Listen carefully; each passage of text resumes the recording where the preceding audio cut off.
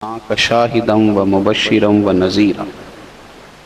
فرمایا محبوب ہم نے آپ کو حاضر و ناظر بنایا ہے، خوشخبری دینے والا بنایا ہے اور ڈر سنانے والا بنایا ہے۔ آپ شاہد بھی ہیں، مبشر بھی ہیں اور نذیر بھی ہیں، لیکن ان ساری شانوں کے ساتھ محبوب پتہ کریں گے کیا؟ وداعیا الی اللہ، ہم نے آپ کو اللہ کی طرف دعوت دینے والا بنایا۔ وَدَاعِيًا إِلَى اللَّهِ بِإِذْنِهِ وَسِرَاجًا مُنِيرًا، اور آپ چمکتے ہوئے آفتاب ہیں، کس برکت سے؟ اللہ کے دیے ہوئے اذن کی برکت سے۔ توحید اسلام کا بنیادی عقیدہ ہے، اور حضور کیا ہیں؟ داعیے الی اللہ، اللہ کی طرف دعوت دینے والے۔ ہمارے ہاں نا اب یہ ہوا ہے، پاکستان ہے ایک جمہوری ملک، تو جو جمہوری ملک ہوتے ہیں ان کے اندر ہر بندے کو بولنے کی اجازت ہوتی ہے، اور کوئی کرائیٹیریا نہیں کسی بھی منصب کا کہ اس منصب پہ بیٹھ کے کون بول سکتا ہے تو کون نہیں بول سکتا، اور فلان جگہ کون، ہر بندے کو۔ اور اب تو خیر سوشل میڈیا ہے، اب تو ہر بندہ جو باتیں دل میں ہوتی تھی وہ وہاں لے آتا ہے، اور جو نہیں لانے والی وہ بھی لے آتا ہے۔ تو ہمارے ملک کے اندر کچھ لوگوں نے معاذ اللہ توحید باری تعالیٰ کے خلاف بھی ایک خاموش تحریک شروع کر دی۔ آپ نے کچھ عرصہ پہلے سنا ہوگا، ہمارے ایک وزیر اعظم صاحب نے کہا تھا کہ جو جس کو بھی پکارتا ہے نا، وہ کسی نہ کسی رنگ میں اللہ کو ہی پکارتا ہے۔ اسی طرح کی کچھ باتیں ہمارے ملنگ کرتے ہیں، سارے روپو دے ہی نہیں سنتے ہیں نا آپ، ہاں نہ تو کرو نا، ناراض ہو تو مہربانی میں چھیتی ٹور جانا جی، آپ غور کریں کیا عرض کر رہے ہیں، اللہ آپ کو خوش رکھے۔ ادھر دیکھیں، ملنگ کرتے ہیں نا اس طرح کی باتیں، سارے روپ اودے ہی نہیں، یہ رنگ معاذ اللہ اس طرح کی بات۔ اسی طرح کچھ ادیب، کچھ شاعر، سارے نہیں کچھ سمجھدار لوگ بھی ڈھیروں ہیں اللہ کے فضل سے، قرآن و سنت کو جاننے والے۔ تو یہ شعراء، یہ ادیب، یہ نقبا، یہ کچھ جاہل قسم کے صوفیاء، انہوں نے ایک نئی کہانی چھیڑ دیا ہے کہ سارے روپ اسی کے ہیں، وہ سارے جی جو جس کو پکارتا ہے اسی کو پکارتا ہے۔ تو میرا یہ سوال ہے کہ اگر سارے روپ اسی کے تھے اور جو جس کو پکارتا تھا وہ اللہ کو ہی پکارتا تھا، تو پھر نبی پاک بتوں کے خلاف جہاد کیوں کرتے رہے؟ اس کا کیا معنی ہوا؟ آپ نے ساری سرکار کی اس محنت مبارکہ کا کیا کیا کہ ہر مقام پہ حضور نے فرمایا لا الہ، جھگڑا کیا تھا بھلا کہ بت پکارنے والا اللہ کو پکارتا نہیں، اللہ اللہ ہے۔ اور کس طرح ہے؟ قل هو اللہ احد، تم کہو کہ اللہ ایک ہے، اللہ اور اللہ صمد ہے، بے نیاز ہے، لم یلد ولم یولد، نہ وہ کسی کا باپ ہے نہ کسی کا، نہ وہ جنا گیا نہ اسے کسی نے جنا، اور وَلَمْ يَكُنْ لَهُ كُفُوًا أَحَدٌ، جس کا معنی یہ ہے کہ اس جیسا دوسرا ہے ہی کوئی نہیں، اس طرح کا دوسرا نہ۔ اب دیکھ لیں کہ تیزی کے ساتھ وہ لوگ آئے، وہ دیکھیں جی ہمارے ملک میں ایک ایسا کالم نگار بھی ہے جس کے کالم بڑے دیکھے جاتے ہیں، جس کا پروگرام بڑا سنا جاتا ہے، اس نے کہا تھا ریاستوں کا مذہب نہیں ہونا چاہیے، مذہب قوموں کا ہوتا ہے، ملکوں کا مذہب نہیں ہوتا، جو جس طرح چاہے وہ جیے۔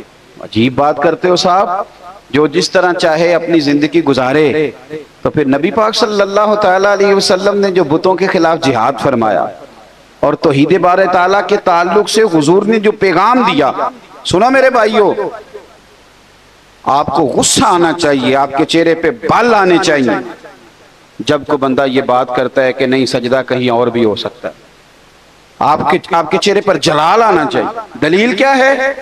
سیدہ عائشہ صدیقہ رضی اللہ تعالیٰ عنہ فرماتی ہیں کہ حضور کو کتنا بھی ستاتا تھا تو ناراض نہیں ہوتے تھے، لیکن اگر کوئی اللہ کی حدیں توڑتا تو میرے نبی کے چہرے پر جلال آ جاتا تھا۔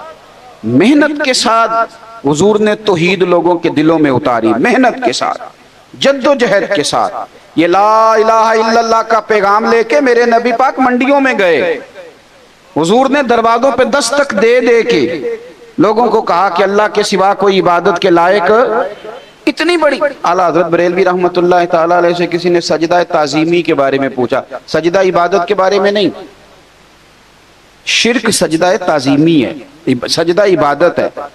سجدہ تعظیمی شرک وہ حرام ہے.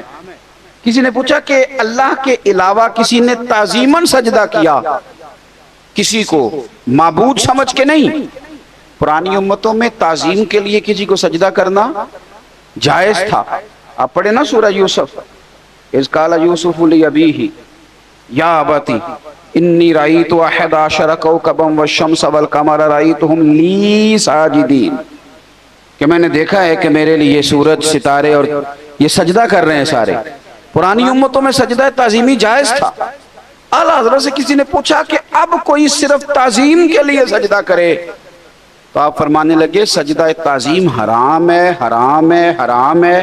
اور چوتھا جملہ فرمانے لگے اشد حرام ہے، حرام ہے، حرام ہے. اور بول کے بتائیے آپ کو اس ملنگ پہ غصہ کیوں نہیں آتا جو کسی دربار پہ سجدہ کر رہا ہے؟ شدید غصہ آنا چاہیے، شدید، چہرے پہ بال آئیں، باڈی لینگویج بتائے کہ ہمیں اچھا نہیں لگ رہا. سجدہ صرف اللہ. میرے نبی پاک صلی اللہ تعالی علیہ وسلم نے توحید باری تعالیٰ کا پرچار کیا، توحید کی دعوت دی.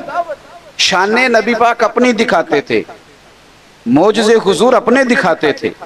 چاند حضور نہیں توڑا، ڈوبے ہوئے سورج کو نبی پاک نہیں موڑا. لیکن جب کسی نے پوچھا یہ سارا کچھ کیا ہے تو محبوب فرمانے لگے جو اس رب کی شان ہے جس نے مجھے رسول بنا کے بھیجا ہے. حضور نے توحید باری تعالیٰ کے درس دیے. توحید باری تعالیٰ، توحید کا عقیدہ تو آپ کو مضبوط کر دے گا، یہ تو آپ کو تگڑا کر دے گا. دیکھیں نا، جس نے ایک اللہ کو مانا وہ تو ویسے جگہ جگہ جانے سے بچ گیا. جس نے ایک اللہ کو مانا، میرے پاس ایک ہی سجدہ تھا، نہ یہاں کیا نہ وہاں کیا تھا، یہ ایک تو دو جگہ ہو ہی نہیں سکتا تھا. دوسری بات یہ کہ اس نے مان لیا کہ میرا اللہ ہی با اختیار ہے. وہ اپنے نبیوں ولیوں کو اختیار دیتا ہے لیکن اللہ کے اذن کے بغیر کچھ ہو سکتا. پھر وہ سمجھ گیا کہ مجھے بھروسہ بھی اپنے اللہ پہ کرتا ہے. پھر وہ سمجھ گیا کہ مجھے ڈرنا بھی اپنے اللہ سے ہی ہے. جب توحید مان گیا تو سمجھ گیا وہ نعمت دے تو شکر کرنا ہے، آزمائش ڈالے تو. میرے نبی پاک علیہ السلام نے فرمایا، مسلم شریف کی حدیث ہے، حضور فرمانے لگے مومن کا معاملہ بھی بڑا ہی عجیب ہے، اس کے ہر کام میں خیر ہی خیر ہے. حضور فرماتے ہیں اللہ اس کو نعمت دے تو شکر کر کے اجر لے لیتا ہے، اور رب آزمائش ڈالے تو میرا مومن صبر کر کے اجر لے لیتا ہے. اجر ہی اجر ہے، اس کا کسی جگہ نقصان ہے کیونکہ اللہ کا ماننے والا ہے. کیونکہ ایک توحید باری تعالیٰ آپ کو مضبوط کرتی ہے. توحید آپ کو، دیکھو یہاں نا بہت سارے بندے سینہ تان کے چلتے ہیں، پنجابی میں کہتے ہیں سینہ چوڑا کر کے تگڑے ہو کے چلتے ہیں. بھئی کیا ہوا؟ کہتے ہیں آج کل ہماری پارٹی کی حکومت ہے. حالانکہ یہ الیکشن سے پہلے زیادہ جذباتی ہوتے ہیں، الیکشن کے بعد آہستہ آہستہ ٹھیک ہو جاتے ہیں، کیونکہ ہماری قوم جو ہے بڑی سمجھدار ہے. ایک دفعہ بندہ بس گھر آتا ہے کہ چودھری میری مدد کر، تو چودھری تے رب دے وے کام. چودھری پھر اپنی بیٹھ کے دفتر کھول لیندا ہے، کرسیاں بھی داریاں لے لیندا ہے کرائے دیاں، تے چودھری جلیبیاں بھی بوئے کے کڈان لگ پیندا ہے. تو کہندا جن نے انہوں ووٹ دیتا انہیں مینوں دیتا، تو جن نے انہوں ووٹ نہ دیتا میری اتنا ناراضگی ہے. اور الیکشن کے 6 ماہ بعد چودھری صاحب سے پوچھیں کہ چودھری صاحب آپ کیا حال ہے؟ کہتے بندہ ٹھیک نہیں نکلیا. بھائی یہ بات یاد رکھیں کہ جس پارٹی کی حکومت ہو وہ بڑا سینہ چوڑا کر کے چلتے ہیں. تو مجھے بتائیے جو رب رسول کے ماننے والے، جن کی حکومتیں کبھی بدلتی، عقیدہ آپ کو مضبوط کرے گا. عقیدہ توحید آپ کو، عقیدہ توحید و رسالت آپ کو. جب آپ یہ پاکستان میں اب ٹینشن کے مریض، ڈپریشن کے 65% ہیں، 65% مریض ہیں ڈپریشن. کیوں؟ یہ جتنے لوگ ہیں میری اس بات پہ خاص توجہ کریں، ہمارے اندر نا ایک انجانا خوف بیٹھتا جا رہا ہے آہستہ آہستہ. پتہ نہیں کیا ہو جائے گا، پتہ نہیں کیا بنے گا. یہ جو کرونا کی وبا آئی، اس کی وجہ سے دنیا میں جو مرض سب سے زیادہ پھیلا ہے وہ ڈپریشن کا ہے. اور پھر آپ یہ بھی دیکھ لیں کہ جو مریض کرونا سے ٹھیک ہو جاتے تھے، ڈاکٹر کہتے تھے وہ ذہنی مریض بن جاتے ہیں، کیونکہ ان کو اچھوت بنا دیا جاتا تھا، کوئی قریب نہیں جاتا تھا، پتہ نہیں یہ کیا بن گئے. تو وہ ٹھیک ہونے کے باوجود بھی وہ تکلیف میں تھے. یہ ڈپریشن کس بندے کو ہوتا ہے، انجانا خوف کسے ہوتا ہے میرے بھائی؟ اس بندے کو ہوتا ہے جس کا عقیدہ توحید کمزور ہوتا ہے، جس کا عقیدہ توحید تگڑا ہوتا ہے نا، تگڑا، اس بندے کو یہ چیزیں، اس کا تو اللہ اس کے ساتھ ہے، اس کا تو رب اس کے ساتھ ہے، وہ بندہ مضبوط ہوتا ہے۔ آپ دیکھیں نبی پاک صلی اللہ تعالی علیہ وسلم حضرت ابو بکر صدیق کے ساتھ غار ثور میں پہنچ گئے۔ اب جن لوگوں نے غار ثور دیکھی ہے ان کو پتہ ہے کہ اس طرف نشان ہے بڑا، اور اس طرف ایک بڑا سوراخ ہے، وہاں اگر کوئی بندہ کھڑا ہو جائے نا تو بالکل اس طرح ہے کہ وہ اگر جھکے گا نا تو سارا کچھ دیکھ لے گا غار کے اندر کیا ہے، یعنی ایک دیوار کا فاصلہ ہے۔ کافر وہاں تک آ گئے، گرفتار کرنے آ گئے، اندر اللہ کے رسول ہیں جناب صدیق اکبر۔ حضرت صدیق اکبر پریشان ہو گئے، خوف میں آ گئے، غم میں۔ غم کس کا تھا؟ کہ میرے نبی کو کوئی تکلیف نہ پہنچ جائے، اپنا نہیں۔ اب آپ ذرا عقیدہ توحید دیکھیے گا میری سرکار کا۔ جناب صدیق اکبر فرماتے ہیں کہ غار کے دروازے پر آ گئے کافر، یعنی ادھر دیکھو میرے بھائی، بالکل بیماری، مصیبت، پریشانی، موت دروازے پہ بھی اگر آ جائے تو ہم نے کرنا کیا ہے؟ بالکل دروازے پہ آ جائے تو کیا کرنا ہے؟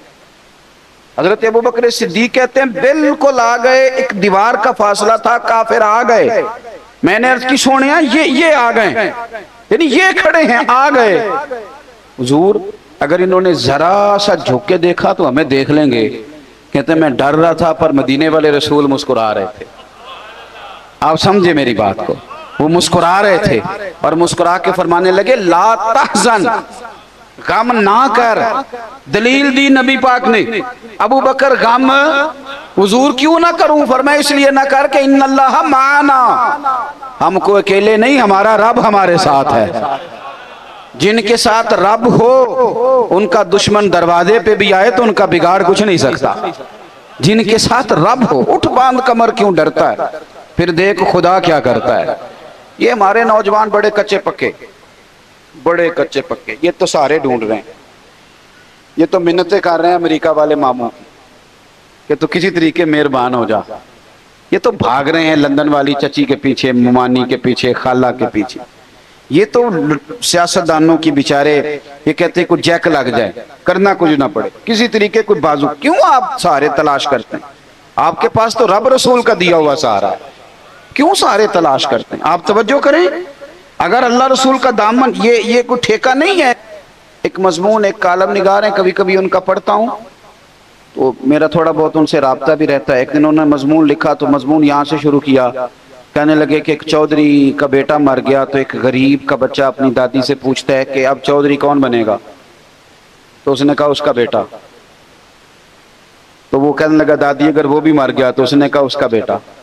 اگر کہا وہ بھی مر گیا تو اس کا بیٹا۔ تو دادی کہنے لگی پترا سارا پنڈ بھی مر جائے تو چودھری نہیں بن سکتا۔ میں اور کالم نگار نے فون کیتا، میں نے کہا یہ تو نے کیا فضول بات لکھی ہے؟ میرے ساتھ چل، میں تجھے بتاتا ہوں غریبوں کے بچے چودھری بنے ہوئے۔ ہاں چل میرے ساتھ، میں دکھاتا ہوں۔ اگر امیر کا بچہ ان پڑھ نکلا تو وہ گن لے کے بینک کے دروازے پہ کھڑا ہے، وہ چوکیدار ہے، اور اگر غریب کا بچہ پڑھ گیا تو وہ مینیجر بن کے اندر کرسی پہ بیٹھا ہوا ہے۔ تو بچوں میں صلاحیت پیدا کر۔ یہ تو نے کیا بات کر دی کہ چودھری نہیں بن سکتے؟ یہ تجھے کس نے کہا؟ یہ تو بچوں کو، اقبال کہنے لگے کہ شکایت ہے مجھے یا رب خدا بندان مکتب سے، سبق شاہی ہے بچوں کو دے رہے ہیں خاک بازی کا۔ یہ آپ کیا بات کر رہے ہیں؟ انہیں بتاؤ کہ تم سارا کچھ بن سکتے ہو، تمہارے اندر کیا کمزوری؟ حضرت بہلول دانا نا رستے میں بیٹھے تھے تو ہارون رشید حج کر کے آ رہا تھا۔ تو رب کے بندے بھی رب کے بندے ہوتے ہیں نا، اسی کسی دے کچھ بھی نہیں لگتے تے نہ کوئی ساڈا دردی۔ آج صبح کچھ دوست مجھ سے ٹائم لینے آ گئے تو قاضی صاحب گئے ہیں، میں نے مسجد بھی وہاں رکھی ہوئی ہے جہاں آگے بس پہلیاں ہی پہلیاں ہیں، سادہ سا کام رکھا ہے، چھوٹا سا نظام رکھا ہے۔ تو میں نے کہنے لگے جلسے دے پیسے کنے لیندے ہو؟ میں کہا ساڈی مسیت مدرسہ تے ساڈا اولیاء ویکھ کے تانوں لگدا ہے اسی پیسے لیندے ہوواਂگے؟ کرما لیا پیسے لیندے ہوندے تے کدھر ڈیفینس وچ ہوندے۔ یہ آپ ہماری بات کو سمجھ، سانو تخت ہزارے دی لوڑ کی ہے، نالے کی لگے شہر ببول دے نال، او سجنا اسی اپنی بال کے سیکنے آ، ہاتھ نہیں پھیلاتے کسی کے آگے۔ تو غلط جگہ پہ آیا، اسی اپنی بال کے سیکنے آ، ہم بڑے پکے لوگ ہیں، پکے۔ مہربانی کرے دی اللہ آپ کو جو تشریف رکھے۔ پیسے دے خلاف تقریر کر رہے ہیں تسی لے کے آ گیا۔ میری بات پہ توجہ کریں کہ عرض کر رہا ہوں، اللہ آپ کو جزائے خیر دے، غور فرمائیں۔ دیکھیں نا، میرے لیے بڑا مشکل ہو جائے، میری بڑی تکلیف ہے، میرے یہ ٹانگوں میں زخم ہے، میں چل ہی نہ سکوں، اور اگر بندے نے پیسے طے کیے ہوں تو پھر تو وہ ٹینشن میں رہتا ہے، وہ تو بڑا پریشان رہتا ہے کہ دیہڑی تھوڑی لگی، پھر وہ ڈھونڈتا ہے کہ کوئی دیگر تو بعد بھی مل جانا نا فیصل آباد تو 10 بھی رلدا۔ لیکن اگر آپ کا ارادہ ہو نا، اور یار سون تو معمولی آدمی نہیں، تو مدینے والے محبوب کے دین کا نمائندہ بنا ہوا ہے، تو پھر جو چسکا ہے نا وہ بھی بڑا ہی شاندار ہے۔ پھر وہ خواجہ صاحب کہتے ہیں کوٹ مٹھن سے کہ میں اپنی حیاتی تو قربان تھی ماں، اور دیکھو میری محمد پکیندے گزر گئی، دیکھو میں کتنا خوش بخت ہوں۔ اور بریلی کے امام فرمانے لگے فرشتے بھی کرتے ہیں تعظیم میری، فدا ہو کہ ان پر یہ عزت ملی ہے۔ سنیں اور یاد رکھ، حضرت بہلول دنا بیٹھے تھے تو ہارون رشید گزر رہا تھا گھوڑے پہ، حج کر کے آ رہا تھا، تو بڑے اس کے نعرے لگ رہے تھے، تو بابا کونے میں بیٹھا ہے، بڑے نعرے پیچھے ہٹ جاؤ پیچھے ہٹ جاؤ پیچھے ہٹ جاؤ۔ اور ہمارے اہل سنت میں تو جس دن آپ نے کہہ دیا نا پیچھے ہٹ جاؤ، یہ تو مطلب ہے ان کسے نہیں ہٹنا۔ اگر آپ کہنے رستہ دے دو تو اس کا ترجمہ یہ ہے کہ اب کسی نے رستہ نہیں دینا، یہ مزاج ہے۔ یعنی کوئی بندہ ویسے، ہمارے ہاں ایک پل بنا شہر میں نیا، تو ایک دن وہاں رش بڑا تھا، تو میں نے ایک دوست سے کہا کہ پتہ نہیں تھے بندے کیوں کھڑے ہوئے، تو وہ کہتا ہے ایک ویسے کھلوتا ہونا ہے کہ باقی پھر ٹور کے ہونے پتہ کرو کیوں کھلوتا ہے۔ یہ مزاج ہے، اس مزاج کو بدلیں، تھوڑی تحقیق بنائیں اپنے ذہن میں۔ اس طرح سے قومیں کمزور ہو جاتی ہیں۔ آپ قومی ذہن بنائیں، وقت کو ضائع نہیں کریں۔ بہرحال وہ بڑے لوگ تھے، بڑا مجمع تھا، لیکن حضرت بہلول دنا کونے میں بیٹھے تھے۔ ہارون رشید خود چل کے گیا، کہنے لگا بابا کیا دیکھ رہے ہو؟ تو آپ فرمانے لگے دیکھ یہ رہا ہوں کہ تجھ سے پہلے بھی لوگوں نے اپنے بڑے نعرے لگوائے، آج انہیں پوچھتا کوئی نہیں۔ دیکھیں نا، میرے جیسے لوگوں کو غلطی لگ جاتی ہے کہ ہمارے بڑے اشتہار چھپتے ہیں، ہمارے لیے بڑے لوگ آتے ہیں، لیکن او پئیاں دس دیاں قبراں جنہ تے پھول پئے، او پائیا ادھروں کوئی نہیں جی آمدہ، ادھروں لکھاں گئے۔ ہمیں غلطی لگ جاتی، غلط فہمی بن جاتی۔ سنو اور یاد رکھنا، جب کہا نا کہ تیرے جیسے میں نے بڑے دیکھے، بڑے نعرے لگے، پر آج پوچھتا کوئی نہیں، تو ہارون رشید کہنے لگا بابا وقت کا بادشاہ ہے، یہاں ایم این اے کسی سے ذرا تگڑی سلام لے لے تو بندے کہتے ہیں میرے اب سارے کام بن گئے، لیکن توحید اور رسالت والے لوگوں کا مزاج دیکھو کیا ہے۔ کہنے لگا بہلول دنا سے ہارون رشید کہنے لگا بابا جی کوئی حکم ہوا تو بتائیے گا۔ تو جناب بہلول دنا ہنسنے لگے، مسکرانے لگے، کہنے لگا جی میں نے کوئی لطیفہ تو نہیں سنایا، عرض کیا کوئی حکم ہو تو بتائیے گا۔ آپ فرمانے لگے یار تو بندہ ہو کے کس طرح کی باتیں کر، جا اپنا کام کر، جا وہ رستہ ہے اپنا رستہ ناپ۔ کہنے لگا حضور بتائیں تو صحیح۔ آپ فرمانے لگے سونا ہارون رشید تیرا کیا خیال ہے کہ میرا رب ہارون رشید کو دے گا اور بہلول دنا کو بھول جائے گا؟ یہ تو نے کیسی بات کر دی، یہ تو نے کیا کہا کہ میرے لیے کوئی حکم ہو تو جا اپنا کام کر جا۔ یہی حال جو میرے محبوب کے ماننے والے ان کا ہے۔ دیکھو میں اپنے مدرسے کے طالب علموں سے کہتا رہتا ہوں، لوگوں کے سامنے ہاتھ پھیلاؤ گے تو تمہاری بھوک بڑھے گی۔ لالچی آدمی جو ہوتا ہے اس کی بھوک روز بڑھتی ہے۔ یہ نفس کی بھوک ہے نا، یہ جن لوگوں کو اچھا کھانے کی طلب لگ جاتی ہے نا، صبح کے ٹائم پائے سے ناشتہ کر کے نا تو ان کا ارادہ ہوتا ہے کہ آج شام کو میں نے برگر کھانا۔ یہ طلب ہے، نفس بچہ ہے، جتنی بڑھائیں گے نا آپ یہ بڑھ جائے گا۔ اور اگر آپ کا خیال ہے نا یار کمر سیدھی کرنے کے لیے کھانا ہے تو پھر اچار، اور اس پہ وہ میری والدہ کہا کرتی تھی، میرے ابا جی ان سے کہتے تھے کہ تم چار پالا ہے تے پڑولے چ دانے پالا ہے تے گرمیاں پرواہ کوئی نہیں، تو پھر اس میں بندہ سکھی رہتا ہے، پھر قناعت والی زندگی، پھر زندگی حسین ہو جاتی ہے۔ میرے بھائی سمجھ لیں اس کو، اگر آپ کا رب رسول سے رشتہ ہے، میں طالب علموں سے کہتا ہوں خدا رہا یہ مزاج نہ بنانا 2-4 ہزار دن میں جمع کرنے، آپ کنگال ہو جائیں، آپ کے پاس کچھ نہیں رہے گا۔ آپ کے اندر جو سینے کی علم کی دولت ہوگی نا، نور ہوگا، وہ بڑا مسئلہ بن جائے گا۔ آپ نے اس کا ریٹ لگا لیا، آپ نے کہہ لیا کہ یہ میرا گلا ہے، میرا سور ہے، میری آواز ہے، یا میرے اندر کوئی سرکار کی محبت ہے، یہ 40,000 ڈیلی کی ہے، پھر آپ کمزور پڑ جائیں۔ اور اگر آپ کہیں گے کہ سب سے زیادہ کرم ہی میرے اوپر ہے تو پھر میرے اعلیٰ حضرت فرماتے ہیں دنیا داروں سے نہ مانگ، کون دیتا ہے دینے کو منہ چاہیے، دینے والا ہے سچا۔ اور اس کی دلیل داتا صاحب نے لکھی ہے، داتا گنج بخش علی اجویری نے۔ سفر کا مہینہ نا، داتا صاحب کا بھی عرس ہے۔ داتا صاحب فرماتے ہیں کہ ابو مسلم نام کا بادشاہ تھا، اس کے دور حکومت میں ایک اللہ کے بندے کو چوری کے جھوٹے مقدمے میں جیل ہو گئی۔ جیلوں میں سارے مجرم نہیں جاتے، حضرت یوسف بھی جیل میں رہے ہیں، جیلوں میں سارے مجرم نہیں جاتے، یہ بھی خیال رکھنا۔ اور جھوٹے مقدموں میں جیلیں ہو ہی جاتی ہیں، یہ بھی اللہ والوں کی شان ہے۔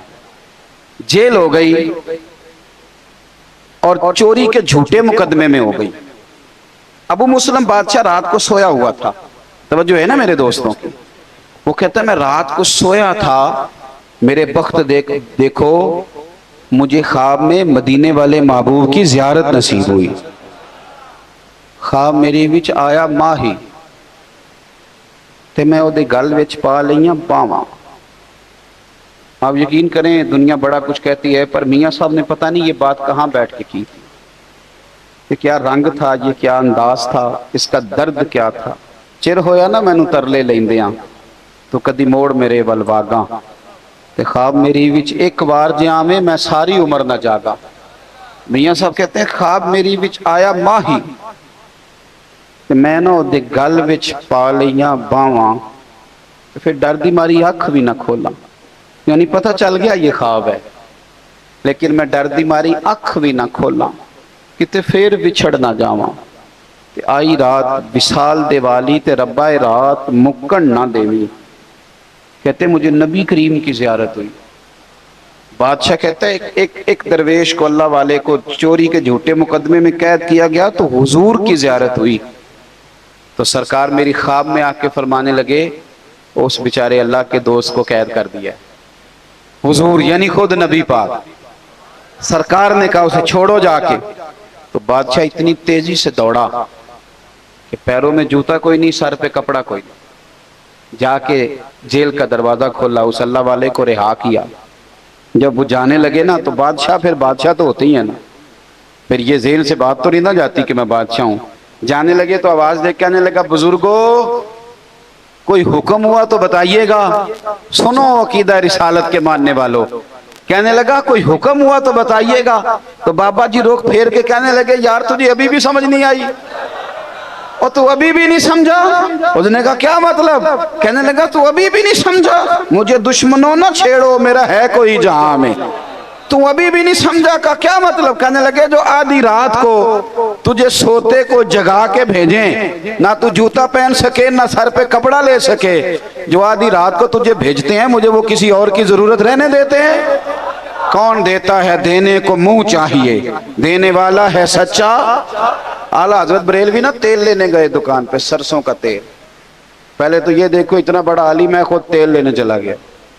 مسجد کا امام اپنے گھر کی سبزی کا تھیلا نہیں اٹھاتا، وہ کہتے میری شان کے خلاف ہے، یعنی میں کیسے اٹھاؤں، یہ کیسے ہو سکتا ہے؟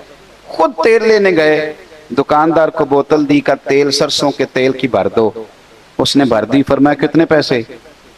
کہنے لگا ویسے تو 5 آنے کی ہے، آپ ہمارے عالم ہیں، آپ 3 آنے دے دے، ویسے 5 کی ہے۔ اعلیٰ حضرت مسکرائے، اعلیٰ تھے نا تو مسکرائے، تو مسکرا کے فرمانے لگے کیا کہا تو نے 2 آنے چھوڑ رہا ہے؟ فرمایا رکھ تو 5 پورے ہی، میں اپنا علم 2 آنے کا نہیں بیچا کرتا۔ کروں مدح اہل دول رضا، پڑے اس بلا میں میری بلا، کیونکہ میں گدا ہوں اپنے کریم کا، میرا دین پارائے نان۔ تو اچھی طرح سمجھ لیں کہ جب آپ عقیدہ توحید و رسالت والے ہوتے ہیں، جنگ احد کے موقع پہ نا ابو سفیان نے کہا تھا کہ دیکھو ہم نے تمہارے کتنے لوگ قتل کر دیے، تو نبی پاک علیہ السلام نے حضرت عمر سے فرمایا تو جواب دے، مسلمانوں اپنے دلوں میں عقیدہ توحید و رسالت پیدا کرو۔ آپ یقین کرو ہم کچے ہوتے جا رہے ہیں، کچے، اس لیے پریشان ہیں، ڈپریشن ہے، ٹینشن ہے، اور لوگ بھاگ رہے ہیں، یوں لگتا ہے جیسے یہ سمجھتے ہیں کہ ان کا نصیب کوئی اور لے جائے گا۔ یہ ہو سکتا، یہ کیسے ہو سکتا ہے کہ کھاتا تیرا ہو اور لے کوئی اور جائے؟ تجھے اتنی جلدی کاہے کی ہے، اتنی ٹینشن کاہے کی؟ تیرے ذمہ محنت کرنا ہے، نتیجہ تیرے ذمہ نتیجہ تو میرے رب کریم کے ذمے. اپنے اندر عقیدہ توحید و رسالت کو مضبوط کریں, مضبوط. نبی پاک علیہ السلام جب ابو سفیان نے کہا نا تمہارے اتنے لوگ قتل ہو گئے, تو حضور نے فرمایا اب عمر ہی سے جواب دے. جناب عمر فرمانے لگے ابو سفیان سن. اس وقت وہ کلمہ نہیں پڑھتے تھے. فرمایا سن, تم تو کسی مولا کو مانتے نہیں, تو ہمارا تو مولا ہے, ہمارا تو رب ہے. ہمارے جو بچ گئے وہ غازی ہیں, اور جو چلے گئے انہیں میرے رب نے شہادت عطا فرما دیا. ہمارا کوئی نقصان. عقیدہ توحید والے لوگ تگڑے, مضبوط. بس بات ختم کرنے لگا ہوں. رومیوں نے نا حضرت عبداللہ بن حذافہ رضی اللہ تعالیٰ عنہ کو قید کر لیا تھا حضرت عمر کے زمانے میں. بڑے دلیر تھے. نوجوانوں ایک بات آپ سے کر دوں, جس آدمی کی نظر میلی ہو یا وہ لقمہ حرام کھانے والا ہو, وہ بزدل ہو جاتا ہے. اچھی طرح سمجھ لیں. جو سمجھتے ہیں ہم دلیر بنے, دلیر. ایک انہیں نظر پاک رکھنی چاہیے, دوسرا رزق پاکیزہ کھانا چاہیے. کبھی بھی وہ کمزور نہیں پڑیں گے. یہ بس دل کی تختی پہ لکھ لو. خوددار بنو گے تو تمہاری عزت بڑھ جائے, ہاتھ پھیلاؤ گے تو ختم ہو جائے. حضرت عبداللہ ابن حذافہ بڑے دلیر تھے, میدان میں لڑ رہے تھے رومیوں کے خلاف. تو 1000 فوجی تھا اور عبداللہ ابن حذافہ اکیلے تھے, لڑ رہے تھے. چونکہ وہ اقبال نے کہا تھا کہ مومن تو بے تیغ بھی لڑتا ہے سپاہی, اس کے تو ہاتھ میں شے کوئی نہ ہو تو پھر بھی لڑتا رہتا ہے. لڑ رہے تھے, 1000 بندے نے مل کے گرفتار کیا, قابو نہیں آتے. میں کہانی نہیں سنا رہا, حضور کے صحابہ کی شان سنا رہا ہوں. یعنی 1000 بندے نے. ہمارے بچے اللہ خیر فرمائے, انہوں نے موٹر سائیکل ایک ٹائر پہ چلانا سیکھ لیا ہے. باقی کوئی دنیا کا کام وہ باہر جا کے کریں گے, پاکستان میں نہیں کریں گے. ہر چوتھے بیٹے سے پوچھو آپ کیا کرتے ہیں, کہتے کاغذ جمع کرائیں باہر جانا. تو جب جاؤ گے تو چلے جانا, یہاں تو کچھ کرو. کچھ نہیں ملتا تو ریڑھی لگاؤ, کچھ نہیں ملتا تو کریانہ ڈالو. ایک پیشہ دنیا میں برا ہے, وہ ہے ہاتھ پھیلانا. باقی کوئی پیشہ دنیا میں برا, حضور نے تو تعریفیں کی ہیں محنت کر کے کمانے والے. سنو دوستو, عبداللہ ابن حذافہ جب گرفتار کر لیے گئے تو روم کے بادشاہ نے کہا اسے قتل کر دو, لیکن اس کا وزیر کہنے لگا بندہ بڑا قیمتی ہے, ہم 1000 تھے تو قابو نہیں آ رہا تھا, اسے کسی طریقے سے اپنے لشکر میں شامل کرو. اس نے کہا ٹھیک ہے, 2-4 چیزیں ہوتی ہیں جن کی وجہ سے بندے قابو آ جاتے ہیں. وہ پتے پھینکو. ٹھیک ہے, جناب عبداللہ ابن حذافہ کو بلا لیا تو بادشاہ کہنے لگا تیری مرضی کے پیسے, معاذ اللہ تو اپنا دین چھوڑ کے ہمارے دین میں آ جا, ویسے تیری مرضی کے. حضرت عبداللہ ابن حذافہ چاروں طرف عیسائی ہیں روم کے, اور آپ جکڑے ہوئے ہیں زنجیروں میں. آپ اس کی بات دیکھ کے تو ہنسے, فرمانے لگے یار تو بڑا ہی بیوقوف ہے, کس نے تجھے بادشاہ بنایا؟ کیا مطلب؟ آپ فرمانے لگے او خدا کے بندے, تو مجھے پیسوں کا لالچ دے رہا ہے, میں نے پیسے کمانے ہوتے تو میں کاروبار کرتا. میں تو تلوار لے کے میدان میں آیا ہوں, مجھے پیسے نہیں چاہیے, نبی کے نام پہ شہادت چاہیے. میں شہید ہونے آیا ہوں تو پیسوں کا لالچ دے رہا ہے, پیسے تو میں کاروبار کرتا. اس نے دوسرا پتہ پھینکا, کہنے لگا بادشاہی کے علاوہ, یعنی سب سے بڑا بادشاہ ہوں میں, میرے علاوہ جو تو عہدہ کہے تجھے ملے گا. پارٹیاں بدل نہیں جاتے لوگ ایک وزارت کی وجہ سے, 5 سال کسی اور کی تعریفیں, اور چھوٹی سی اشارہ نہیں ہوا تو پھر فوراً سجدہ صاحب کر جاتے ہیں. وہ کہتے ہیں مجھے تو پتہ ہی نہیں چلا, کتنے دن پورے 5 سال کوئی پتہ نہیں چلا. یہ کمزور قومیں ایسا کرتی ہیں. نظریاتی لوگ اس طرح کے, شرم آتی ہے اس طرح کی باتیں کرتے. جو نظریاتی لوگ ہوتے ہیں وہ بکاؤ مال تھوڑا ہوتے ہیں. میرے بھائی غور کیجئے گا, کہنے لگا میرے علاوہ جو عہدہ تجھے چاہیے ملے گا. آپ پھر مسکرائے, فرمانے لگے یار تو مجھے کس عہدے کا لالچ دے رہا ہے؟ میں نبی پاک کا صحابی ہوں, اور حضور کے صحابی ہونے سے بڑا دنیا میں عہدہ ہے ہی کوئی نہیں. صحابہ تو وہ صحابہ تھے جن کی ہر صبح شام ہوتی تھی, خدا کا قرب حاصل تھا, نبی کی دید ہوتی تھی. اب اس نے غصے میں کہا اس کو قید کر دو, کل اس کا فیصلہ کریں گے. نوجوانوں غور کرنا, یہ ہے عقیدہ توحید و رسالت کے ماننے والے لوگ.